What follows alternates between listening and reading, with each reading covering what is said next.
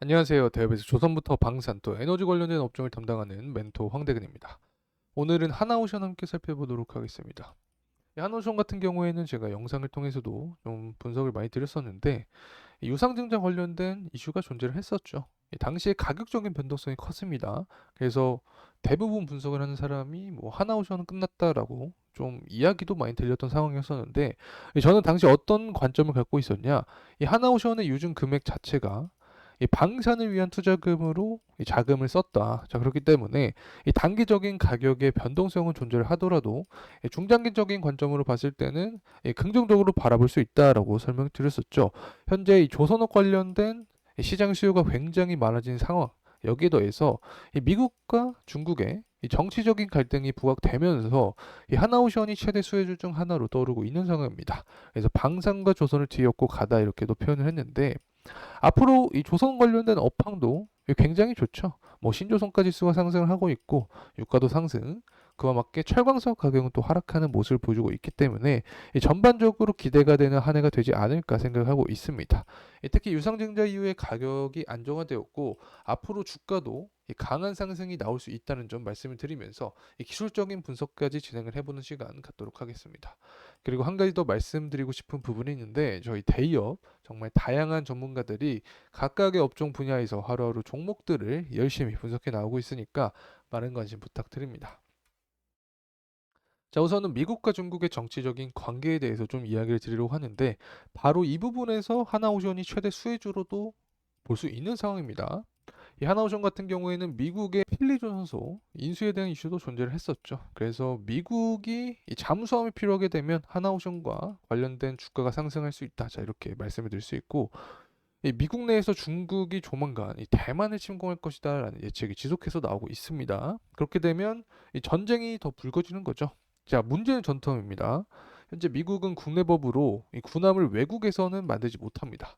따라서 미국 내 조선사에서 이 군함을 만들어야 되는데, 이 중국 조선업의 가격 경쟁력 때문에 또 미국 조선업이 위기입니다. 이 미국 조선업이 몰락하면 군함을 만들 수 없게 되겠죠. 우리가 좀 과거를 돌아보게 되면 미국과 일본 간의 이 태평양 전쟁을 보게 되면 이 미군 함대의 피해가 더 컸지만 이 결국에 승리할 수 있었습니다. 이 원인에 대한 부분을 말씀드리보면 이 군함이었습니다. 군함을 더 많이 만들 수 있었기 때문에 결국에 승리할 수 있었다. 지금의 상황을 보게 되면 그와는 조금 반대되는 모습이다. 중국 조선업이 더 강하기 때문에 이대로 전쟁이 나면 미국은 장기전에서 중국을 이길 수 없게 됩니다. 자, 그래서 현재 노리는 게 바로 한국을 이용하는 거죠. 뭐 반도체부터 2차 전지 그리고 조선업까지 이 중국을 견제하기 위해서 한국을 바라보고 있는 상황입니다. 앞서서 잠수함이 문제라고 설명을 드렸었죠. 자, 근데 하나오션이 어떤 이슈가 존재를 했냐면 바로 필리 조선소를 인수를 해서 이 미국 내에서 이 방산 플러스 조선, 이 잠수함 관련된 부분을 생산하기 위한 어떤 노력을 보여주고 있었던 모습이었기 때문에 이 중국과 미국의 정치적인 갈등이 불거지면 이 하나오션은 관련된 수혜를 받을 수 있다. 자, 이렇게 말씀을 드립니다.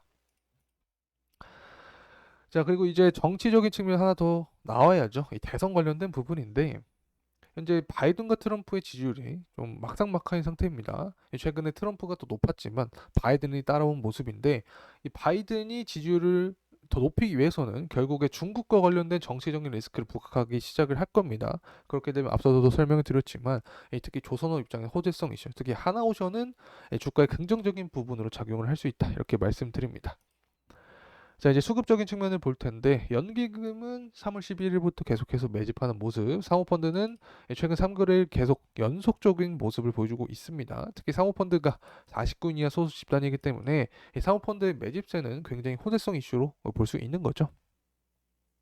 그래서 이러한 매집세는 앞서서도 말씀을 드렸지만 대선이 이뤄지기 전까지 계속이 될 수 있다. 뭐 물론 정세적인 부분은 바뀔 수 있기 때문에 추후에 뭐 변곡점이 생기게 되면 이 부분은 영상을 통해서 제가 또 다루도록 하겠습니다. 수급적인 측면을 좀 넘어가도록 하고 유가적인 측면 살펴보도록 하겠습니다. 현재 유가가 상승하는 모습을 보여주고 있죠. 최근 들어서 반등해준 모습인데 보통은 73에서 78달러의 박스권에서 유가가 이동하는 모습이었습니다. 하지만 이 박스권을 뚫어주면서 상승하는 모습을 최근에 보여주고 있습니다. 이 전쟁에 대한 부분이 가셔되고 있으면서 유가가 탄력을 받고 있다라고 표현할 수 있는데, 이 우크라이나가 러시아의 정유소를 공격했다라는 이유로 유가가 상승하는 모습을 보여주고 있습니다. 공급에 대한 이슈가 부각을 받는 거죠. 항상 이 원유는 이 공급자에 의해서 가격이 결정된다라고 설명을 드렸습니다. 그래서 공급이 하락하게 되면 유가가 상승한다. 특히 24년 같은 경우 제가 어떤 말씀을 드렸냐, 이 수급 여건을 고려를 했을 때 23년에 비해서 타이트해지면서 유가가 상방할 가능성이 크다라고 설명을 드렸는데, 이 부분이 현재 유효하게 작용을 하고 있다는 점 말씀드립니다. 신조 성과 지수도 상승을 하고 있죠. 이 부분도 말씀드렸지만 뭐 친환경 기술력부터 해서 선별 수준까지 여러 가지 측면으로 24년에는 성과 지수가 계속 올라갈 것이다라고 전망을 했습니다. 특히 이 중고 성과 지수도 상승하는 모습인데 23년부터 24년까지 크게 상승했죠. 이 해상 운임이 올라서 이 선사마다 더 많은 배를 이 노선에 투입하려고 하지만 이 조선사 도크가 꽉 찬 상태라 이 중고선을 이 눈을 돌리고 있는 상황입니다. 그렇기 때문에 중고 성과 지수가 올랐다. 특히 중고 성과 지수가 상승하면 이 신규 선박을 발주하는 또 수요로도 이어지기 때문에 이 신주 성과 지수의 선행 지수로도 표현할 수 있다. 자, 이렇게 말씀을 드립니다. 이제 원달러 환율입니다. 원달러 환율이 상승하게 되면 국내 증시에는 악재로 작용하죠, 사실. 환율은 달러의 가치고 환율이 상승하면 달러의 가치가 상승하니까 국내 증시에 유입이 되었던 유동성이 빠질 수 있다. 그래서 국내 증시에는 하방 압력으로 작용할 수 있다라고 표현할 수 있는데, 최근 들어서 환율이 또 올라주고 있습니다. 금리 인하에 대한 부분이 뒤로 밀리면서 오르고 있는데, 특히 CPI 지수, PPI 지수가 모두 시장의 예측치보다 상승한 모습을 보여줬기 때문에 이 부분이 바로 금리 인하에 대한 부분을 뒤로 밀리게 하는 그 요인이 되었다. 특히 유가 같은 측면, 원재료가 상승하기 때문에 이 생산자 입장에서는 이 원재료가 상승한 부분을 소비자에게 전가를 하겠죠. 소비자는 더 비싸게 사게 되는 거고, 그렇기 때문에 PPI 지수, CPI 지수 모두 오른다. 이렇게 간단하게 말씀을 드립니다. 자, 이제 철광석 가격입니다. 철광석 가격은 후판 가격의 메인이 되는 부분이죠.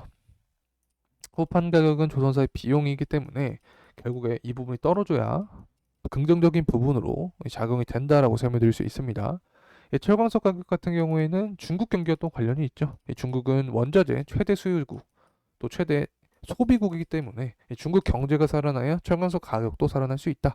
하지만 현재 중국 경제 자체가 빠른 모습으로 회복되긴 어려운 상황이다라고 설명을 드렸었죠. 그렇기 때문에 이런 철광석 가격의 하락세는 결국에 하나오션의 긍정적인 모습으로 작용할 수 있다. 이렇게 말씀드립니다. 앞서서 후판 가격 말씀드렸죠. 철강과 조선은 매년 싸웁니다. 상반기 한 번, 하반기 한 번, 총 2번의 후판 가격 협상을 이루는데, 지난해 같은 경우 하반기에 조선업이 유리하게 작용을 했죠. 수입 물량, 후판 수입 물량이 증가를 하기 때문에 이 철강사 입장에서는 가격을 인하하지 않을 수 없었다. 이렇게 말씀드렸습니다. 최근 같은 경우에도 이 철강사 가격이 하락을 하고 있기 때문에 23년과 비슷한 그런 가격대나 아니면 그보다도 조금 아래의 가격대에서 협상을 진행하지 않을까 개인적인 말씀드립니다. 이제 가격적인 측면 살펴보도록 하겠습니다. 하나오션 현재 가격은 29,000원대를 유지를 해주고 있습니다. 금일 같은 경우 7% 이상 상승한 모습을 보여주고 있는데, 제가 주봉상 11선에 도달하는 게 굉장히 중요하다고 설명을 드렸죠. 11선 위에서 안착을 해주면서 정배열로 가기 위한 그런 구간을 거치고 있다라고 설명드릴 수 있고, 하나오션 같은 경우 유상증자에 대한 이슈가 존재를 했습니다. 그래서 권리락부터 유상증자까지 이 가격적인 안정을 위한 노력을 했지만, 현재 구간대는 가격 안정화의 기간을 거치고 이 상승에 위한 제도약을 그런 노리는 상황이다라고도 보여지는 상황이다. 이렇게 설명을 드립니다. 그래서 앞서서도 말씀드렸지만 이 정치적인 부분이 한 번 더 가시화될 수 있다. 이 부분이 가시화되면 하나오션이 가장 큰 상승폭을 보여줄 수 있다는 점 말씀드립니다. 그래서 이 매물대를 고려를 해보면 이 3만원 위에 구간은 매물대가 그렇게 촘촘하지 않죠. 그래서 강한 상승이 나오면 큰 폭을 기대해 볼 수도 있지 않을까 개인적인 생각을 드립니다. 자, 이상으로 하나옵션에 대한 영상 마무리하겠습니다. 더 정확한 가격대, 주 이슈들은 다음 영상에서 다루겠습니다. 끝까지 시청해 주셔서 감사합니다.